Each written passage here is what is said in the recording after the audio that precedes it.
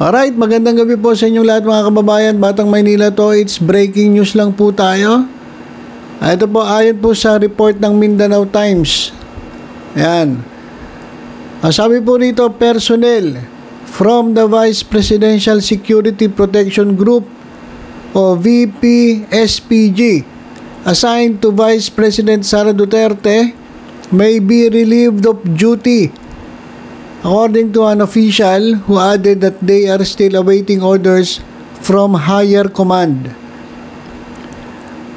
Sabi ng opisyal, pinaliwanag niya na ito ay agreement between the Philippine National Police, ni General Romel Marbil at ni AFP Chief of Staff General Romeo Bronner Jr. Okay, ganito mangyayari mga kababayan. Ayon po sa report, kung ito'y totoo, hindi pa tayo sigurado mga kababayan na hindi pa confirm ito. Ito'y kumakalat lamang na bali-balita. All VPSPG personnel. Itong VPSPG personnel, ito po yung mga na-assigned bilang security personnel ni Sara Duterte, are being relieved and will be replaced by 24 PNP officers. So, ang mangyayari mga kababayan, maaalis po lahat yun nung security detail kay Sara Duterte at mapapalitan ng 24 PNP officers. Ngayon, wala pa pong written order na pinapakita. Pero yung 24 PNP officers, PNP personnel, ay nando na mga kababayan. Hindi naman sinabi rito kung saan, pero present na po itong 24 PNP personnel. Di natin alam kung saan yung lugar na yon. Okay, para maliwanag Pero sabi nandirito na raw. Hindi natin alam kung ano yung tinutukoy na nandirito na. Okay, currently ito pong BPSPG consists of 335 personnel from the military. Ibig sabihin, ang nagbabantay kay Sara Duterte ay 335 personnel, itong BPSPG from military. At these personnel are deployed in various areas for advanced security, escorts, and other functions. So ito yung ginagamit ni Sara Duterte. Hindi naman lahat ng 335 kasama agad ng president, ng vice presidente. So may mga advance party. So kung rin convoy niya, marami rin. Pero kung convoy ito, napakarami mga kababayan. 335. Sabihin mo lang na 7 yung nasa mga convoy. Ang dami mga kababayan. Umabot ng mga 40 sasakyan to. Basta 335 po mga kababayan, yung ginagamit ngayon ni Sara Duterte. At base dito sa report, lahat po yun aalisin. Ang papalit po ay 24 PNP officers. Kakasabi pa naman ni Sara Duterte, hindi siya magtitiwala sa PNP. Ayaw niya na PNP. Siguro mas gugustuhin niya pang may sarili siyang security kaysa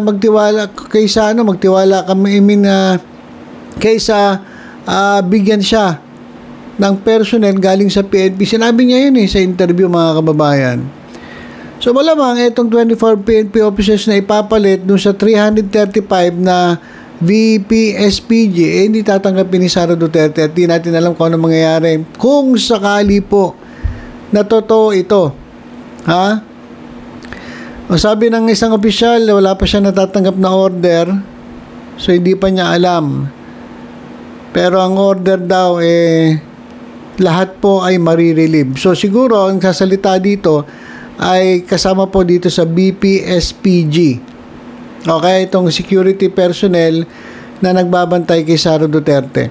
Ngayon, itong balitang ito mga kababayan ay nakarating na po sa grupo na nag-arally po dyan sa EDSA. Mga kababayan. At ito, pakinggan natin ito pong si Eric Celis nagsalita po tungkol dyan. Ibig sabihin, alam na po nila yung balita. Pero hindi pa po kumpirmado mga kababayan. Hinahanap ko po yung confirmation. Wala pa naman pong talagang confirm. Pero ang sabi po, baka mamaya po mga kababayan, ay ito na nga, ma-relieve itong 300 plus at papalitan ng 24 na PNP personnel. Inuulit ko, hindi po ito kumpirmado. At kahit itong si Celis yung nagsalita, hindi rin siya sigurado kung kumpirmado. Pero nagdadakdak na agad mga kababayan na in case na totoo daw to, ganito dapat ang gawin ng mga grupo na sumusuporta kay Sara Duterte. Okay, pakinggan natin itong sinabi ni Celis tungkol po dyan. Kanina po, bago tayo mag-break, may ipinakitang message sa akin, hindi ko alam, Brother JM, kung ito ay confirm. Tinanggalan na daw po ng mga security team si Sara Duterte. Kung ito po ay totoo, na may pagbabanta sa buhay ng ating pangalawang Pangulo, bagamat mayroon silang politikal na konflikto ng Pangulo ng bansa, hindi po mararapat na ilagay sa alang-alang at delikadong kalagayan ang buhay ng ating pangalawang Pangulo when all the security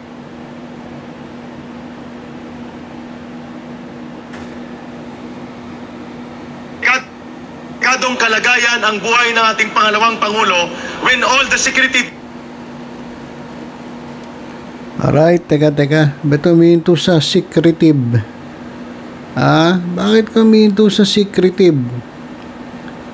Teka lang mga kababayan Okay. Delikadong kalagayan ang buhay ng ating pangalawang Pangulo when all the security.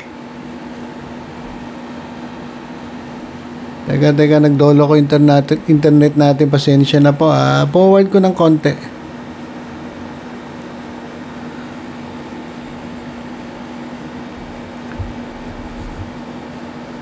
Teka guys, ito gagamitin ko yung isang cellphone tingnan natin baka dito hindi siya mag-lag. Ibang klase naman Kung kailan pa yung iPhone ang ginagamit natin, naglalag. Tingnan natin dito kung maglalag Siliting na natin dito sa isang cellphone. Alright. Ito. Kanina po, bago tayo mag-break, ulitin natin. nakita message sa akin, hindi ko alam, Brother JM, kung ito ay confirm. Tinanggalan na daw po ng mga security team si Sara Duterte. Kung ito po ay totoo, na may pagbabanta sa buhay ng ating pangalawang Pangulo, bagamat mayroon silang politikal na konflikto ng Pangulo ng bansa, hindi po mararapat na ilagay sa alang-alang at delikadong kalagayan ang buhay ng ating pangalawang Pangulo when all the security details under the office of the Vice President are recalled effectively tonight. Mga sundalo, pulis, pinagkukuhanan na. So, the Vice President right now, if this is true, I will qualify, needs to be protected by the people. More so, importantly, dahil kung totoo po ito ang natanggap na kumakalat ngayon at nagiging news blast sa social media, the Vice President and all her security team deployed under her office are effectively recalled tonight. Kung sino ang nagsagawa ng order, dalawa lang po yan. Kung yan po ay mga sundalo, the order must come at least at the minimum from the Department of National Defense Secretary. Kung yan ay police, it must come from the DILG, concurred or coursed through the PNP chief. Kung sa DND, concurred and coursed through the Chief of Staff. So, i-verify natin ito from other sources because this is so dangerous. And if the President who is now nagliliwaliw kasama ng kanyang asawa, nagdi-date at walang pakialam sa nagaganap na pagsiklab ng kaguluhang pangpolitika na highly financed and highly orchestrated ng kanyang pinsan na si Martin Romualdez, na siyang parang nagpapatakbo de facto ng gobyerno ng bansa. Pag sinabing de facto, hindi siya elected by law and by the people, kasi kung ang presidente na si Marcos ang tawag dyan de jure president by operation of law and by the power of law. Pero kung hindi ka elected, pero nag-aakto kang presidente, de facto or impacto. Yun! Impacto! Okay. Ate, Gcash? Alright. So, yan mga kababayan yung yung na sinabi ni Eric Celis diyan po sa diyan po sa kanilang rally diyan po sa EDSA. At hindi ko alam kung tapos na yung kanilang rally nakakalungkot sa yung rally doon kanina kasi nilangaw naman. Akala ko marami. Doon nga lang na sila sa likod ng EDSA Shrine at ang konti nila mga kababayan, yung ba yung sinasabi yung people power? Wala nga people Mas lalo na, wala nang power. So, ang nangyari mga kababayan, ayan, doon sa rally, nagsalita si Celis. At, yun nga, tatanggalan daw ng security detail itong si Sara Duterte, mga kababayan. At yan tayo usapan ni Marbil at ni Bronner ng AFP. Ayan ang abangan natin mga kababayan kung ano mangyayari. Ang papalit daw ay 24 na PNP personnel. According to Sara Duterte, hindi na siya tatanggap ng mga PNP personnel. At merong mga kababayan, meron ding pipresenta na if ever na mawala ng security si Sara Duterte, ang sabi nila, sila na lang daw ang magiging security ni Sara Duterte. At alam niyo ba kung sino yung grupo na yon? Yun po ang grupo ng MNLF, mga kababayan.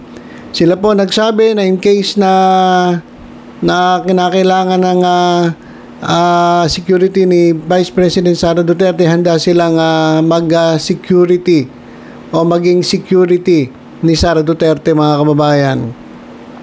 So, ako sa totoo lang mga kababayan, medyo ako nangangamba dito sa mga nangyayari. Ito yung sinabi siguro ni Presidente Marcos na papalagan niya na itong mga ginagawa ni Sara Duterte. Kasi dati, kahit anong gawin ni Sara Duterte, kahit mura-murahin siya ng mag-amang Duterte, kahit ng mga anak ni Duterte, tahimik lang siya Hindi siya nagsasalita, inahayaan niya lang. Pero this time, nung nagsalita ang Pangulong Marcos, sabi niya, papalagan ko na itong ganitong klaseng mga salita, itong ganitong klaseng mga pananakot at pagbabanta sa buhay. At eto na, mga kababayan. Ang tanong lang, constitutional ba? Kung tatanggalan ng security itong si Sara Duterte at papalitan ng PNP personnel, ito ba'y constitutional? Legal ba ito? Ay naman ang kadalasang tinatanong mga kababayan pagdating sa ganyan. Hindi naman tayo abogado. Kung abogado tayo, siguro mapag-aaralan natin, tama ba ang gagawin ng Marcos administration? O ito ba'y legal? Karapatan ba ng presidente o karapatan ba kahit nino natanggalan ng security detail itong si Vice President Sara Duterte dahil meron naman dahilan? Hindi naman basta-basta tatanggalan kung walang dahilan But yung kanyang threat sa presidente, baka yun ang gawing dahilan kaya tinatanggalan na ng military security si Sara Duterte, kasi baka gamitin nga ni Sara Duterte yung mga tao na yan para isagawa yung kanyang plano, pwedeng ganun. So marami pong nakikita mga bagay-bagay na pwedeng mangyari, kaya siguro tinatanggalan na ng security si Sara Duterte. Ito mga kababayan, ulitin ko, hindi po ito kumpirmado. Nabasa lang natin dito sa report at ito yung aabangan natin hanggang mamaya. Totoo ba? Itong napapabalita na lahat po 300 plus na security personnel, military security personnel ni Sara Duterte ay aalisin at papalitan ng 24 na PNP personnel. So yun po ang mga magbabantay ngayon kay Sara Duterte. At tatanggapin ba ni Sara Duterte kung sakali man totoo? Sa tingin ko hindi. Kasi Ewan ko, baka walang tiwala to si Sara Duterte sa mga pulis. At itong mga MNLF, malamang siguro, o yung kanyang mga tinatawag na private army ni Sara Duterte, baka yun ang gagamitin muna niya pansamantala. Hanggat hindi natin alam kung magkakaroon siguro ng ng crisis ito pagdating dito sa mga ganito. At ang nakakatakot dito, magkaroon ng di pagkakaunawaan sa ating mga military. So sana sa totoo lang hindi ito lumala. At pero wala hindi natin bagamat ayaw natin, wala tayong kumbaga ito ay nangyari dahil sa kagawan din ni Sara Duterte. Sinimulan niya kasi, kumbaga sinagad niya itong presidente natin na tahimik lang. Eto, nagsalita na at pinalaga na itong ginagawa ni Sara Duterte. Bilang presidente, kaya mo gawin lahat Ikaw ang chief executive Kung alam mo merong banta sa buhay mo at magagamit yung mga security na yun para isagawa yung plano, protekta mo na sarili mo, pigilan mo na yung mangyayari, tanggalin mo na yon at alisin dun sa sa kampo na kung saan nagbabalak na gumurgur sa'yo.